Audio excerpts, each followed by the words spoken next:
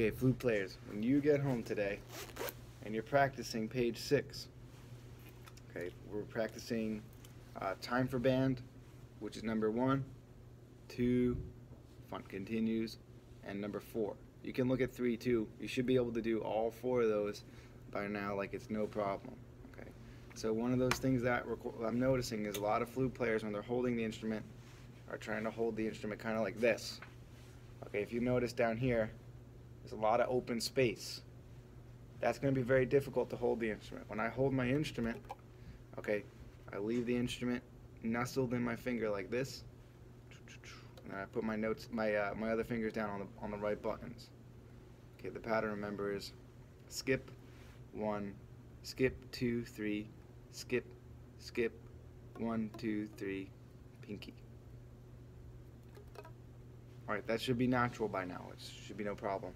When you hold the instrument up, sit nice and tall.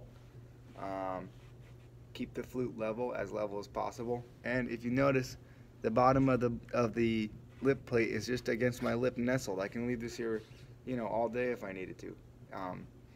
You shouldn't be pressing as hard as possible into your chin, but lightly pushing it just so that you can balance the flute with your finger here. You're kind of like, you're not really balancing it on your chin, you're more like nestling it up against your chin with this finger and getting all your other fingers in the right spot. Okay, and when we play time for band, I call it bunny ear position. Now I'm showing you today like sticking your fingers way high in the air. Really, when you play, you don't want to lift them too far off the keys. Okay, because if you start playing, in the cartoons and stuff, you see, people's fingers moving all around, but that's actually doing a lot of work. Just leave your fingers up a little bit for today, and we're playing our time for band tune with the note D. Now take a look at this music. Drop the phone. Take a look at this music. Okay, we've got courtesy of Christina's book here. Okay, let's see. All the way over here, time for band. We've got top line. It says D. You got the treble clef. You got the key here, and then you have the time signature, and then the note D, which is second from the top line here.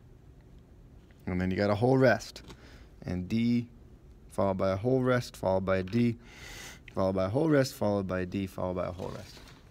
All right. When you play time for band, try to get a good T sound. I'm just covering all the basics, right? Try to get a good T sound to start the note.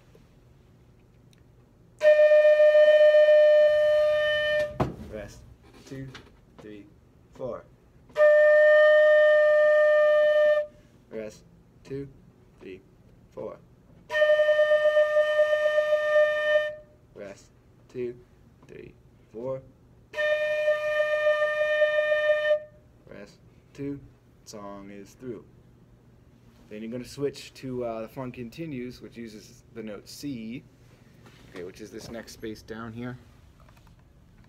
Let's see if I can get that in the shot. All right, if you look at letter C, you have that third space from the bottom is our note. Okay, and I tell you guys to play C with first finger down, but you don't necessarily need that. You can also lift this finger up. So your first finger, pinky, and your thumb is open on the back. Rest 2, 3, 4. Rest 2, 3, 4.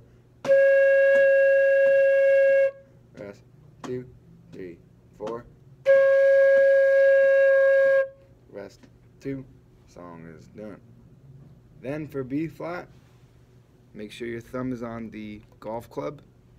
First finger down, pinky. That's our B flat. The other keys, don't stick your fingers way up in the air, but if you do it for today, it's okay. All right, try not to stick your fingers up, but if you do it for today, thumb, 1, 1. Pinky is our B flat. That's number 4. 1, 2, 3. Rest. 2, 3, 4. Rest. 2, 3, 4. Rest. 2, 3, 4. Rest. 2. Song is done. Okay, you should have been using a good T articulation to get those notes. If getting a sound is still difficult for you, try to get the fingers, okay, and practice with your head joint getting this high-pitched sound with the T and this low-pitched sound. Alright, if you can't do that, you're not going to be able to play 1, 2, and 4. So take your time with it, do your best, and we'll move on from there.